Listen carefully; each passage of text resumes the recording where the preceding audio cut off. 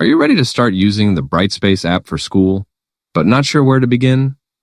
Don't worry, I'll walk you through how to download and install it step by step so you can get started right away.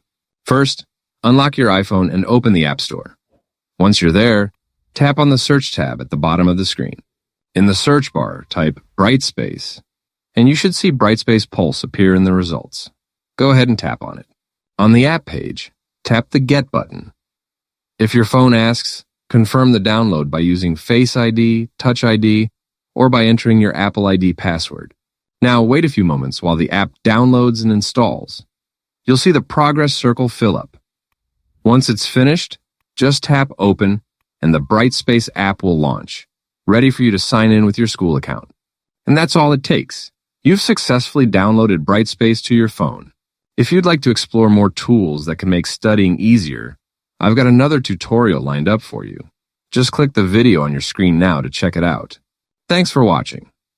If this video helped, please tap the like button, subscribe for more easy tech tips, and hit the bell so you don't miss our next guide. See you in the next video.